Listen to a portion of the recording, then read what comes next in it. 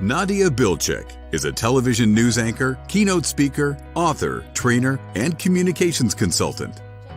19 number one best-selling have been nominated and won so many awards throughout your careers. She has a wealth of experience interviewing and consulting with well-renowned figures, celebrities, and corporations.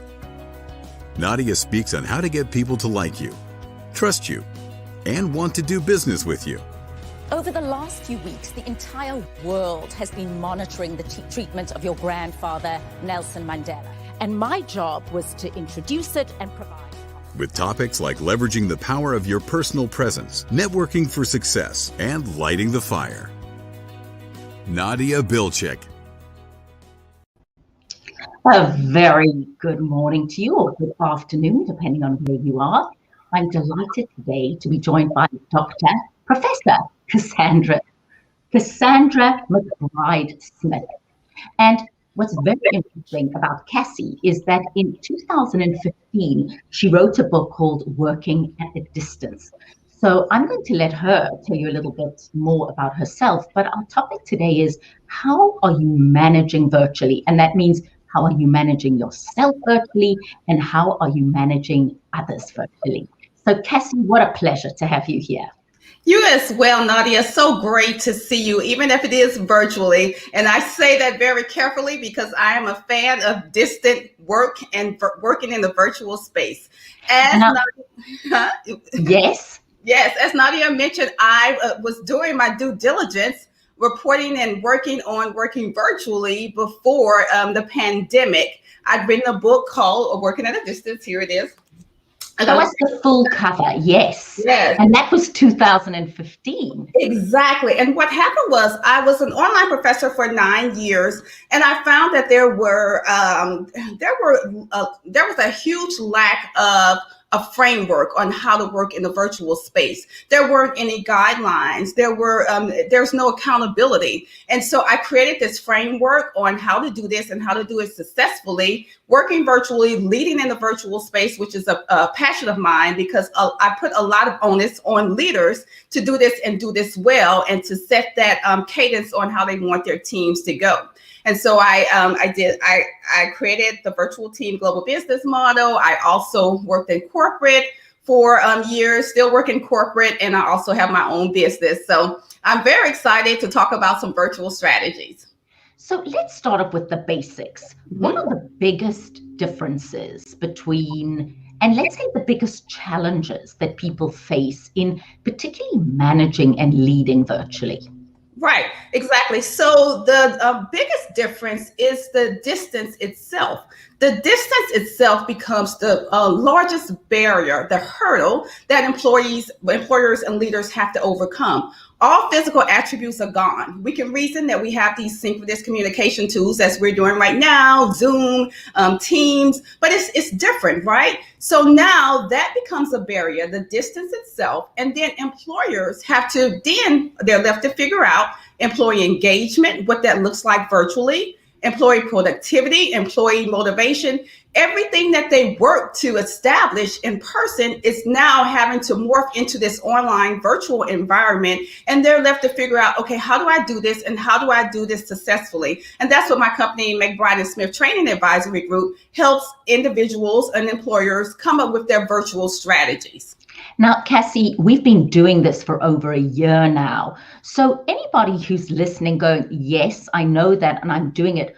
What is one thing that people can do now that really makes a difference? What really makes a difference, that's a great question, Nadia, is to come up with your standard operating procedures on how you want your new virtual model, or those who have worked hybrid, whether in person or virtually, what do you want that virtual business model to look like? That standard operating procedure document should have people management and project management in it. They must be combined. That duality will help solidify how to do this and how to do this well. That's the one key takeaway.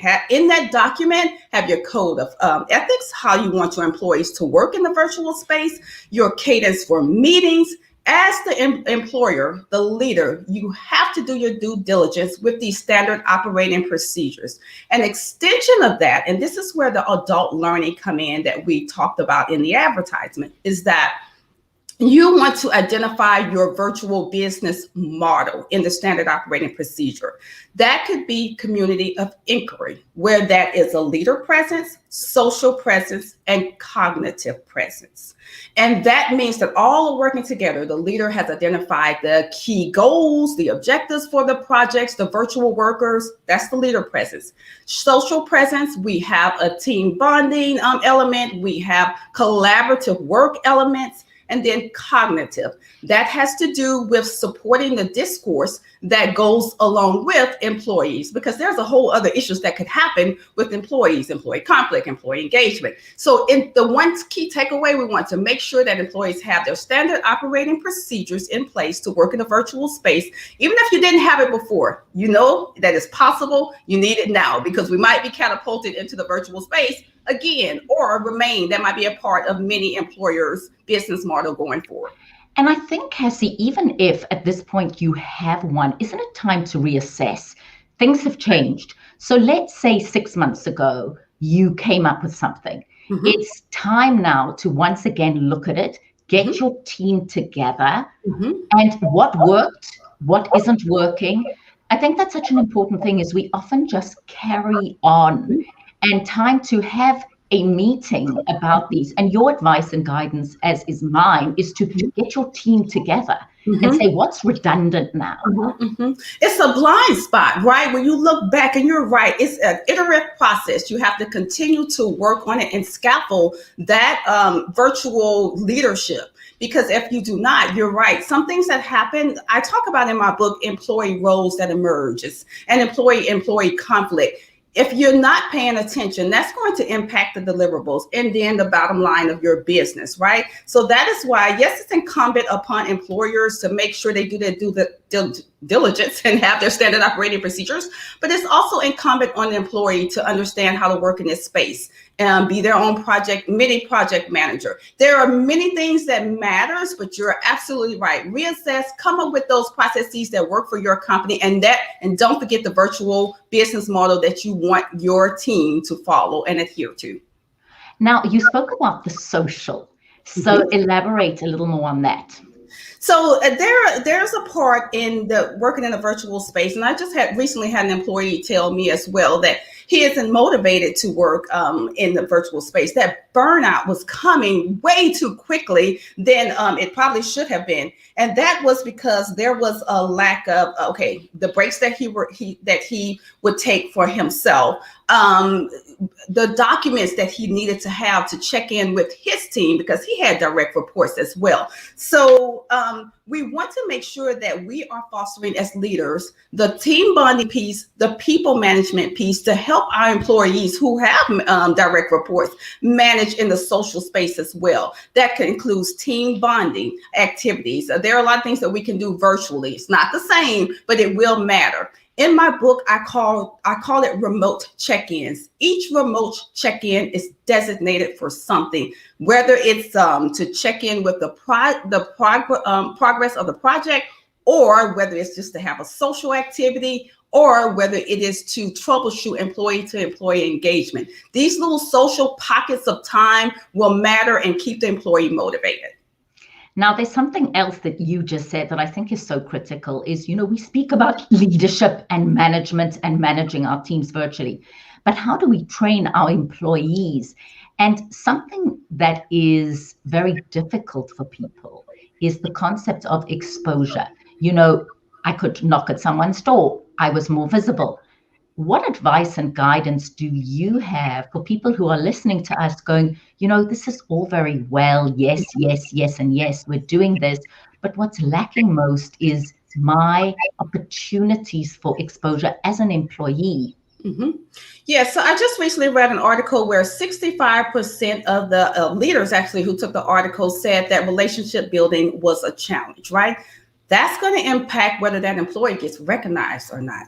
That's why I go back to leaders, making sure that they do their due diligence in carving out those pockets of time, having your standard operating procedures in place, having an audit form. At my company, I consult on the importance of auditing the teams, meaning that you have a performance review where you go through whether the employee is active, whether they're steady, or whether they're inactive on these teams, because that forces the leader to look at that employee, and then the employee is not feeling like, I don't have you can't see what I'm doing, and you have no transparency. So I might not get a promotion, right? So once again, the employer, it has to do his due diligence to make sure that the team members are being recognized. And also it's incumbent on the employee as well to remind the leaders, are you going to do a check-in? Have you noticed my work?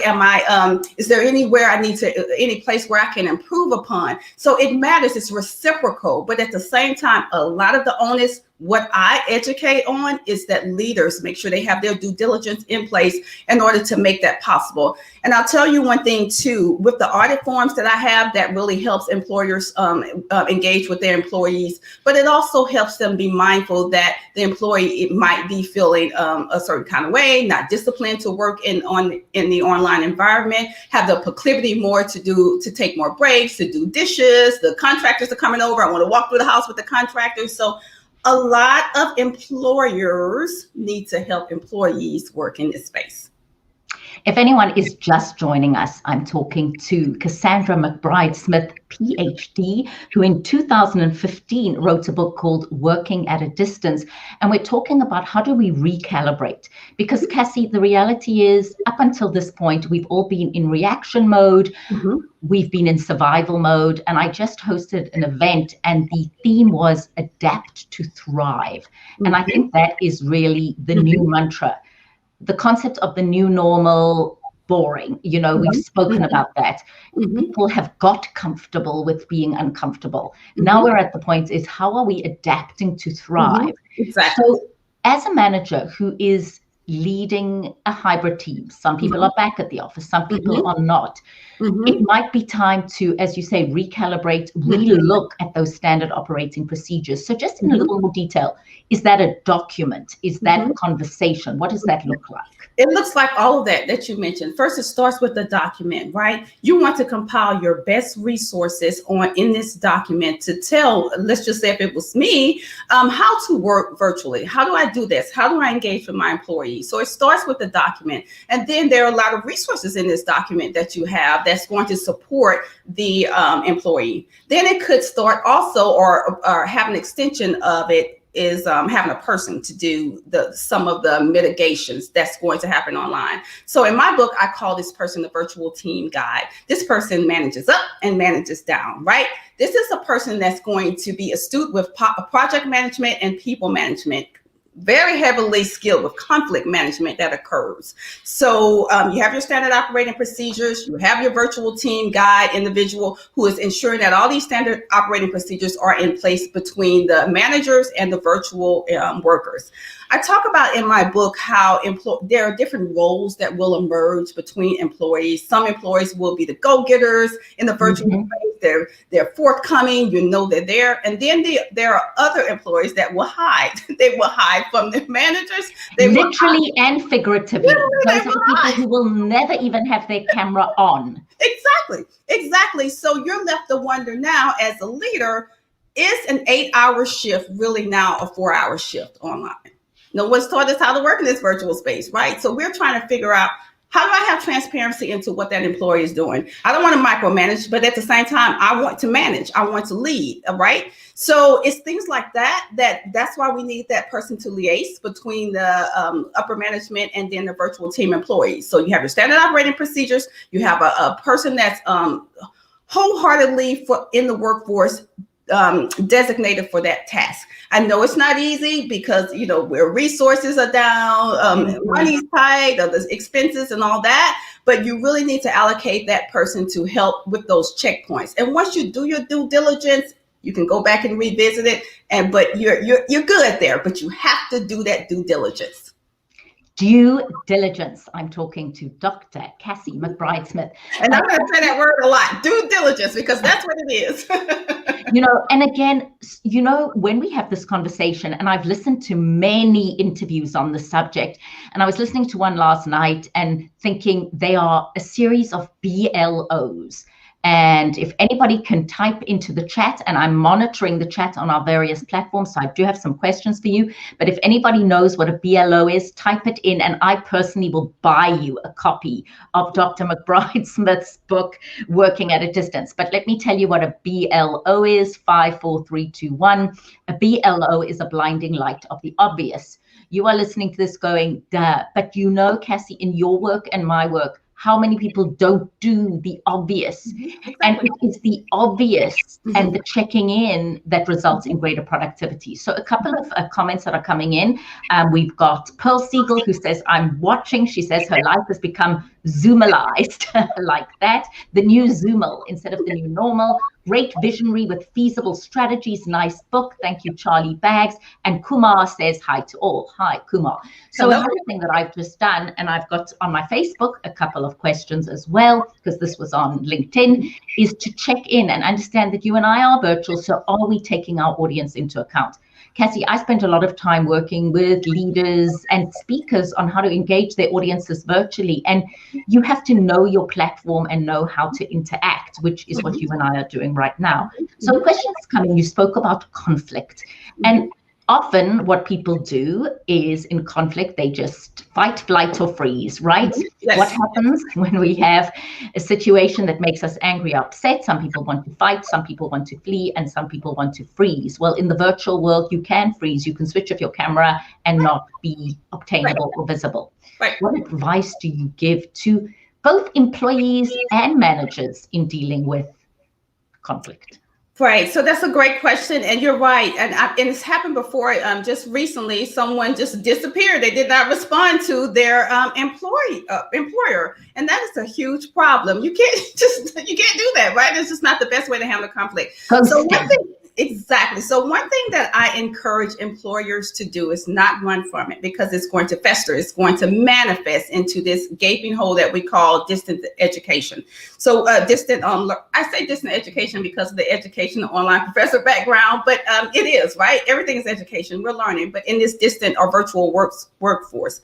But what I encourage a lot of employers to do is the behaviorism model, another adult learning strategy. Modify the behavior that you want your employees to demonstrate. You want them to show, manifest in the virtual space. And you do that by, if you have employees that's having conflict, bring them together in one of these remote check-ins. After you talk to them separately, bring them together like we are now and find out what the issue is. If you ignore it, I see it happen all the time. It's going to manifest. You think about it, Natalie, right? When we're in the in person, all individuals do not get along. Personalities don't mesh all the time, right? So in the virtual space, it's magnified once again because we can hide. We don't want to answer the email. I'll make that person wait. So when you find that it's happening more often than not as an employer, bring them together. Find in a virtual, just like we are, and find out what's the problem. Because if you do not do that and put some checks and balances in place, it's going to manifest and eventually it's going to impact the bottom line. So valuable, the ability to really bring people. And this is a whole discussion, is different personality styles, often different cultures. People handle things differently. And are we tuning into that? So for the purposes of time, just a final wrap up of taking into account where you're at virtually, a recalibration, and then how we can reach you. Exactly. So the key takeaway for everyone is that if you don't have your standard operating procedures in place, please get them in place, right? If you need my help, I'm at I'll type it in the chat, info@McBrideSmithTrainingAdvisoryGroup.com. And then you can find me at info@McBrideSmithTraining.com. And then in those standard operating procedures, ensure that you have a code of conduct, you have some employee engagement activities, employee productivity. Make sure that your teams are virtual ready, meaning that they have the discipline needed, and you might have to scaffold that process. I have assessments that individuals can take at my company that will help them, as well as employers help them work in the virtual space. Standard operating procedures in place. Identify your virtual team global business model, how you want that to be. Dr. Cassie McBride Smith, I do also want to share how you and I have met, how you and I exemplify what I talk about in networking as both being go-givers versus go-getters, although both are important, and how you and I went from a connection to a conversation to a collaboration. So we first met many, many years ago. Then you reached out on LinkedIn. Exactly. Then we had a telephone conversation, and now we're hoping to collaborate. So I just want to remind each and every person who's watching this is you just never know when you're scrolling through your LinkedIn and you go, oh, there's Nadia, or there's Cassie. I haven't touched base for a while. We never know what it results in. Don't you agree? I totally agree. There's power in social media when it's used for good, of course. So I totally agree. And I missed you, my friend. Well, I'm so delighted we're able to have this conversation. And the thing is, Cassie, with social media is that it can be overwhelming. You know, I urge people really be very deliberate about it. So I don't know if you've been on Clubhouse yet. I think it's certainly a good tool, but are you using it strategically? And for me, us getting together today is just an example of us reconnecting both as friends and colleagues. And you've given just wonderful advice, guidance, wisdom, insight today. So I love what Michelle says. She says, good morning. Susan says, good ideas. So thank you to you all. If you'd like to reach out to Cassie McBride Smith, the author of Working at a Distance. One question I had to ask, did you have to revamp it all since 2015? Actually, yes, because when I started working for major corporations like Delta and Sabre and leading a virtual sales force, I noticed that I would have added more about stress management. I didn't know the importance of it because I was working virtually, and I'd already done my due diligence. Once again, I knew how to. I had the discipline to work in this space, right? I knew to take breaks. I knew to turn off my technology, which some people, they didn't. I was just natural at that because I'm more an introverted type person. So I can work in the virtual space and then I can extrovert and work with social groups. But I would have added the key component of stress management. That's what I've learned working with some of the major corporations, that it is valuable. It's important, our mental health in this space, because just when employees come to me, or employers, same thing, C-suites who are burned out already because they don't know what to do in this space, or they feel like the transparency is missing for their employees, that the importance of staying motivated. I would really do more research and more empirical data on that, and I plan to do so. Thank you for mentioning that, because in 2015, we weren't dealing with a global pandemic where people had children who weren't going to school, and the uncertainty of not knowing what was happening in the world. I agree with you so much. I don't think we can quantify the mental stress of the uncertainty that COVID-19 has brought us. And even if people are vaccinated, I know parts of the world they are, parts of the world they are not. But the reality of just what that's done to our psyches, the stress part. So maybe that's our next conversation is, how do you help people deal with stress, and how do you deal with your own stress? Sounds like a plan. Show us the book once again. The book is available, Dr. Cassie McBride Smith. Put it in my face. Excellent. A global business model. So thank you so much. And to all of you who are navigating both a virtual, soon to be in-person world, Cassie, I laugh. I say this time next year, you and I are going to be having a conversation. It's going to go like this. So now that we have all returned to the in-person space, here are the skills you need to connect to people in person, what we've forgotten and need to relearn. Thank you for an inspiring conversation. Look so forward to more conversations and more collaborations. And to all of you, wishing you a wonderful rest of your Friday, a great weekend, a chance to recharge. And just remember, all self-improvement begins with self-awareness.